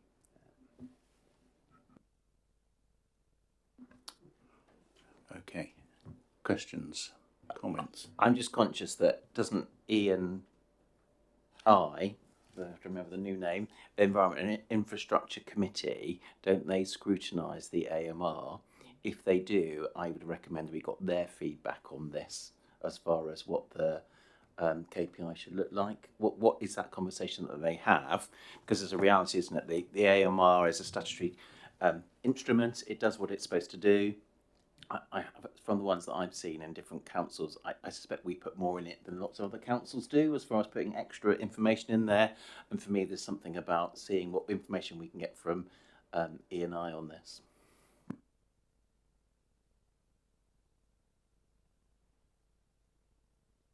I mean, I know that was discussed amongst the chairs of the committees as to where the AMR would go, and I hope it does go, and I hope it is, as Simon rightly says, examined.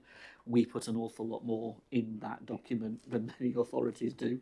We are very transparent in the process, but the point there, I think, on this particular indicator, and I do look to that second paragraph, relates to something I think that we all should take note of, which is all LPAs, all councils in Hampshire are noting a significantly lower delivery rate, and somebody somewhere higher up than us need to take notice of that.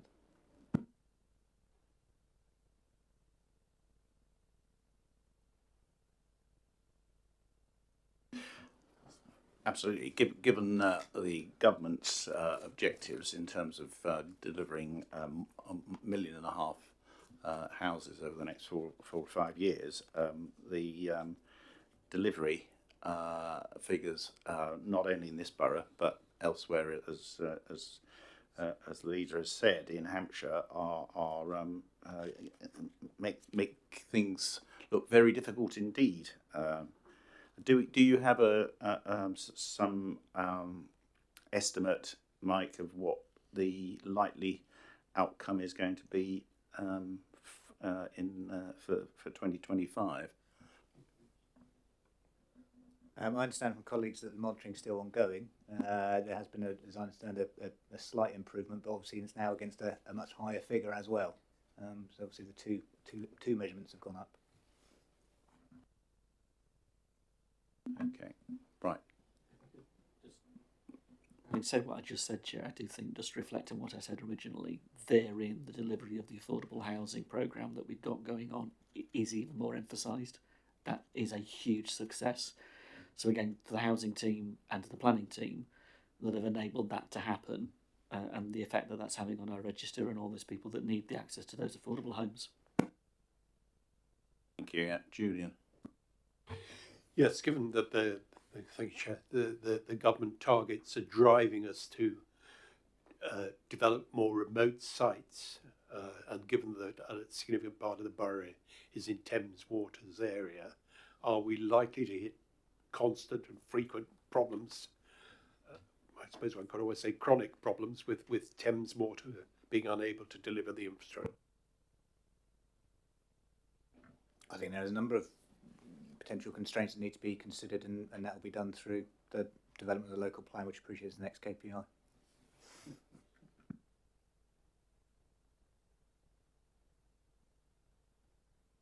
Right, are we complete on that? So thank you very much, Mike. So we there are many other KPIs where the assessment is that the KPI has either been exceeded or target met or are on track. But if we go through them sort of page by page, has anyone got anything that they want to highlight as we go through? Can I just raise with KP 1.01, the first one? This is the number of residents participating in mental wellbeing projects supported by the council, and then the next one is the number of residents participating in physical wellbeing projects supported by the council. Those are two new ones, aren't they? I think, Katie. And so we're creating a baseline here. So it'd be very interesting to know what officer can recommend it in terms of how this goes forward in future. And picking up again on Simon's point earlier, it'd be interesting to know how much is being invested in these to get some measure of how successful they are proving to be in terms of outcomes. Simon. And for me, it's the outcome part, because I'm conscious that quite a lot of these activities are things that this council has done for a very long time. And that's not a reason to stop them, but it is a reason to question them and say, actually, what is the long-term impact? Are we still doing the same old things? Do we need to do different things that are driven by different health needs?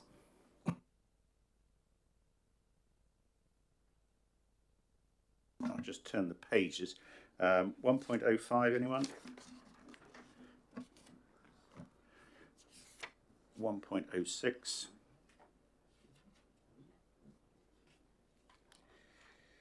1.07, that seems to be a very good outcome in terms of no use of bed and breakfast, as the leader commented, for 16 and 17-year-olds.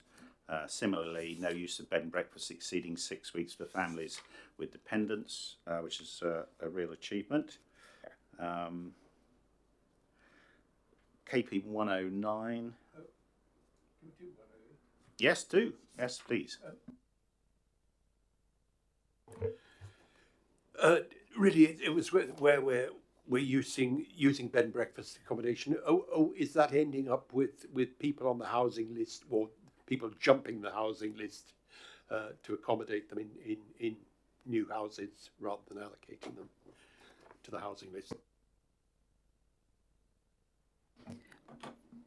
In Kate's absence, I can get an answer on that for you.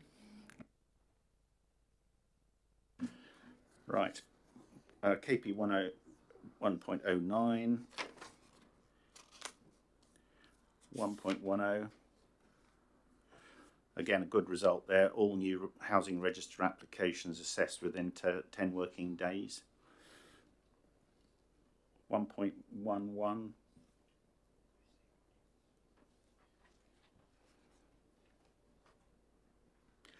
That one, I must say, I'm sort of not sort of convinced by that, because it's a production and a publication of an annual review in Q1 for the preceding year. It's almost like saying, well, we've got a job to do and we've done it. So I'm not sure to what extent that's performance as such. Next one, 1.12.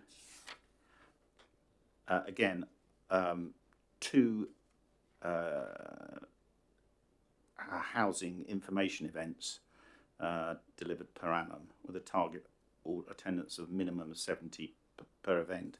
Again, is that particularly challenging or meaningful? I'm not sure.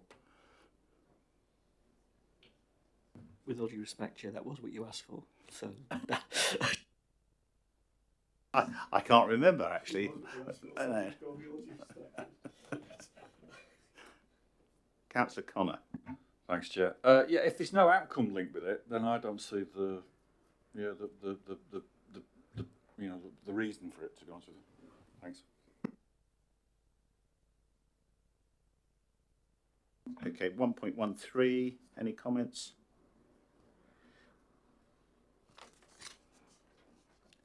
1.14. I think this one's going, isn't it? Yeah, there's a sort of lack of response. 2.01. Any comments? Thank you, Julian. Just clarify. I ought to be able to answer this, but the 2030 date, is that still the date we're going for, or will that actually move in the future? the KPI is the KPI, but the target is now 2045.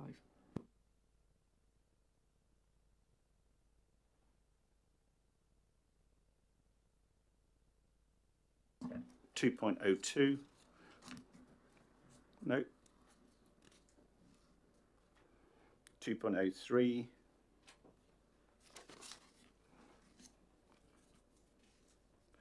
2.04. Julian, yeah. I guess this was one I was just a little puzzled, given that it's red, that we haven't discussed it at all. Well, we can do so now. I'm not sure. Are we really saying that Hampshire County Council are the people who are confusing this particular one? I need to remind myself of my own notes here, I think. But I think that's what it's saying, that they're preventing us from doing the number of charging. I think it's fair to say, Chair, we have been innovative in how we have attempted to deliver a particular target and particular delivery of this out with Hampshire County Council's particular issues. But there's also something that says, because I did quite a lot of research on this in the last week, that says other districts in Hampshire have delivered a lot more, and that may be because they've chosen a different strategy that wasn't as reliant on Hampshire County Council. So that it also comes with choices as far as where you put your reliance. I think I agree with that, and that's a reflection that we've had on the basis of changing a direction and trying to change the situation. So yeah, it's well made. It's also worth pointing out that other boroughs necessarily haven't had the same experience of where Hampshire County Council have chosen to put their lampposts, but that's another conversation for another time. Next one was electric vehicle charging points in all wards in the borough. We missed by one ward, and that's why that has not. We've not asked Mark Lambert to be here tonight, and that's being dealt with. That one missing ward, I think it's Brighton Hill, isn't it? Yeah, 2.06. Any questions on that? Sorry, Chair, is that a meaningful target if we smashed it so much? And what are those conversations? Are they meaningful conversations? I know it's difficult to measure, but you know. I was just going to say, Chair, if I may, I think about one of my residents that clearly had a very meaningful conversation, has now got installed in their house solar panels, batteries. They're looking forward to being, almost completely self-sufficient and very excited, and it came from something. But there is something that says we do not know that 3,838 of those conversations were as powerful for an individual resident. So I think there is something about, particularly when it was a real leap in the dark implementing the Green Team, and lots of people looked at what we were doing and why we were doing it, to be able to then demonstrate what the output out is really important.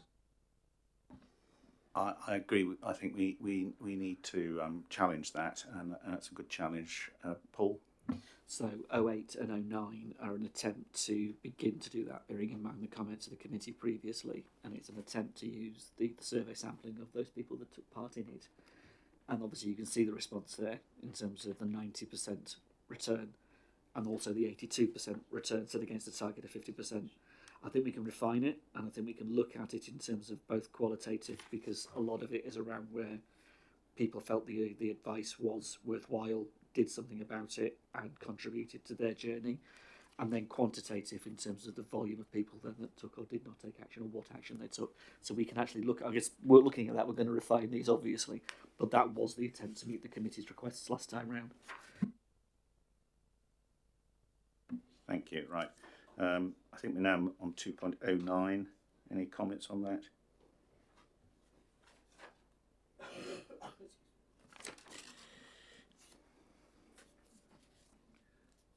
Sorry, Chair. Mark?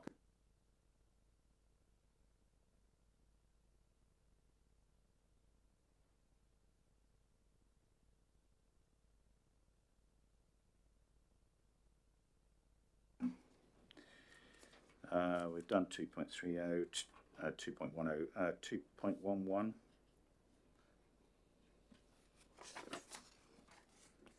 2.12.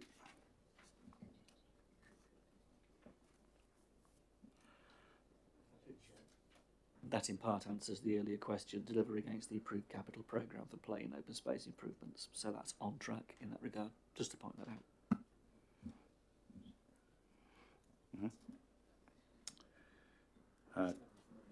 2.13.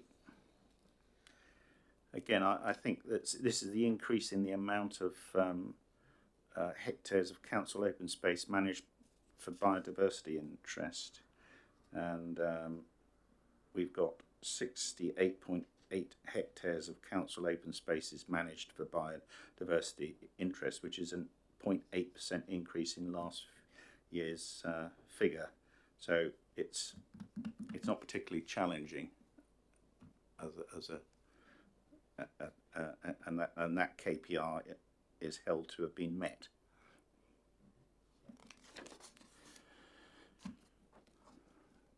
(2.14)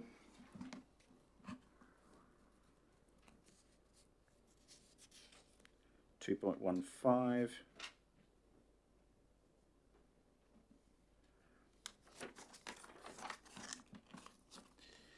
(2.16)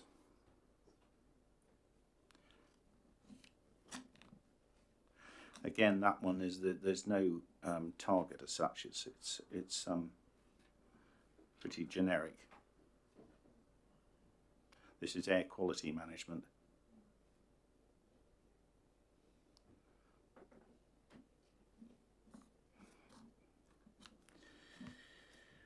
(2.17) anything? Hannah? Silly question perhaps, but do we track how many survive? Because you know, like there is quite a high rate of non-growth of newly planted trees. Katie, I'm sure you've got an answer to that. The one thing I remember Tom saying is we water them for the first 2 years, which improves their chances. But beyond that, I can't answer that, and we'll get an answer back. Thank you. 2.18. Anything? 2.19. We've had 2.2. Anything?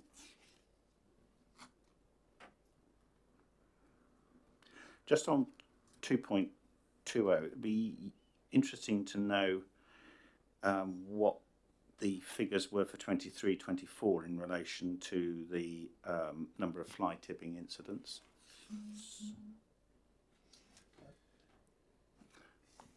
Mark?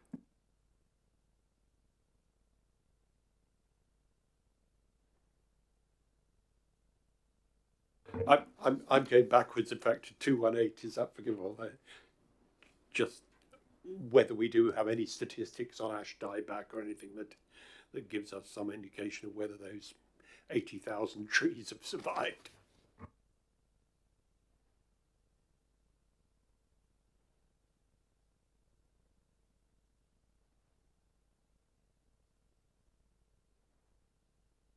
Particularly as we've seen the Hampshire highways going down the roads, cutting down lots of.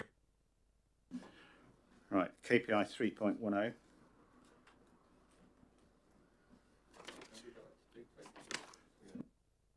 By all means, 220, yeah. Yeah, thank you. I know the council would like members of the public to go onto the website and log it through the website, but I have sort of residents that always come to me about fly tipping, and I must say the council's response has really been outstanding over the last 2 years. I've seen a real improvement the way we remove that fly tipping, and I'd just like to relay that back to the committee. Thank you, Gary. And Councillor Maina-Span. Sorry, Gary. Sorry. The balancing act always seemed to be, speaking to offers historically, that actually quite a lot of the clear up question was how long you left it for investigation to happen. So again, for me, there's something about this that says there's something about incidents, there's something about clearing it up, there's then something about enforcement and charges being brought that says having one piece of information without the other is irrelevant. So we're about to outcomes again, aren't we? Yeah. Perhaps I'm being a little bit overzealous here, but it's green and it sits within the parameters that you've set. But in my head, it's an amber because the trend is upwards. So that's something I would look at from that context.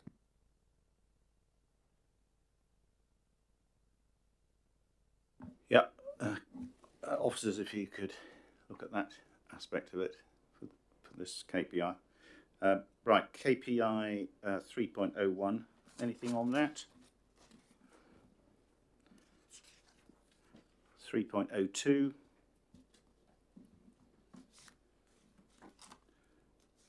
3.03.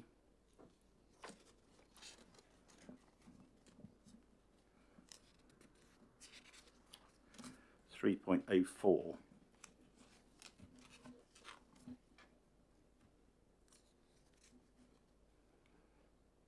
We've done 3.06.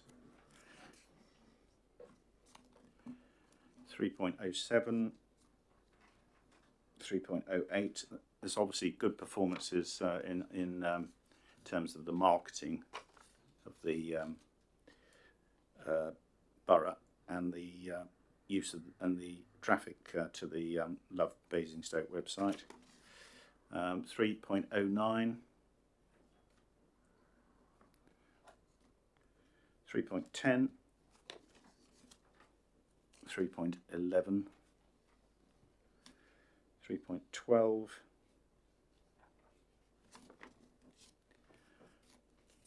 3.13. Nope. 3.14.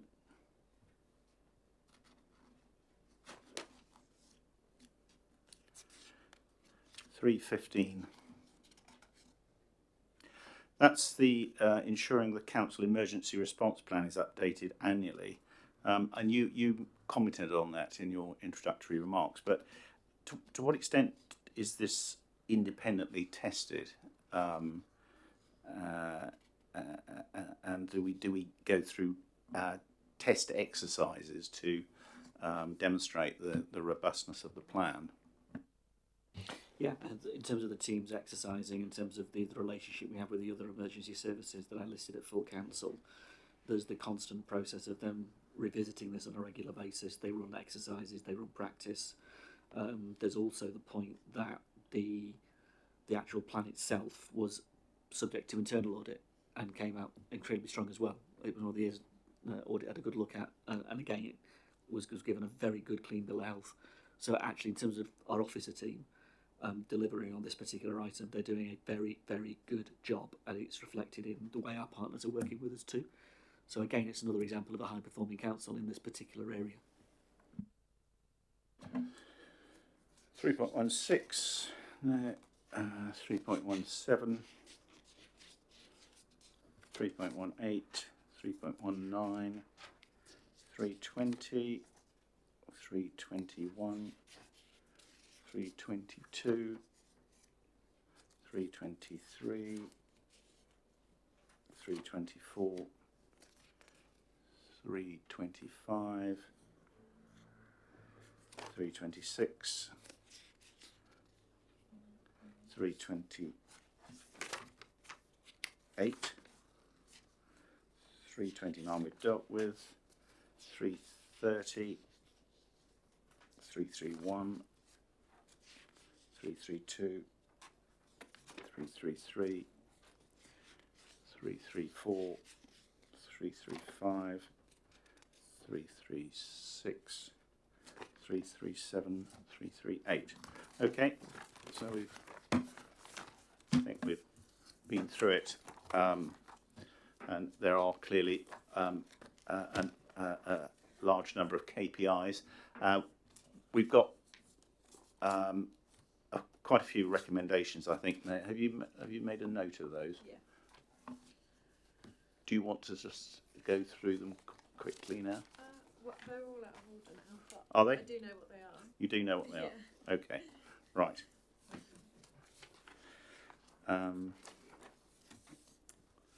So we're now. So, any other comments, observations, having been through the exercise as a whole? Nope. Okay. So we've got next item is a review of the work programme. Ellie, can you sort of take us through that? Yes, so the work programme is mostly as what's in your agenda pack. Just to note that the date for the September meeting has been brought forward to the 11th of September to in order to deal with an item on local government reorganisation, and just to see if there's any other comments on the work programme.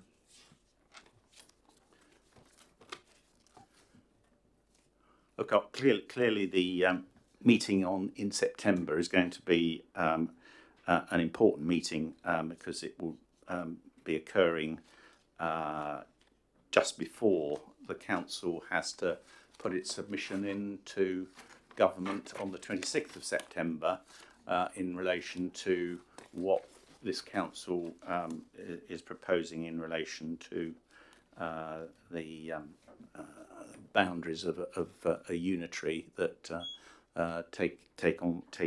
include the borough itself. So I'm sure there'll be quite a lot of preparation work ahead of that meeting.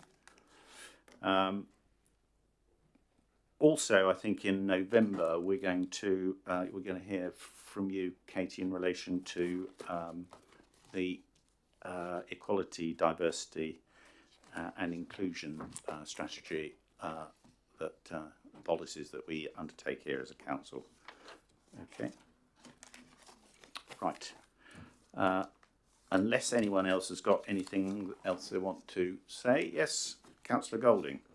I just think it looks quite empty, to be honest, as an agenda. I wondered if there are any themes that we've pulled out today that as a committee we'd want to look at in a bit more detail, because we spent quite a lot of time talking about parks and value for money and other things. Whether it's worth us getting our heads together and filling out some committee request forms to actually get the committee working a bit harder. Vice Chair's got to earn his money, hasn't he? He has, yes. I endorse that entirely. We have a significant responsibility as a scrutiny committee, and we have a responsibility as councillors to come up with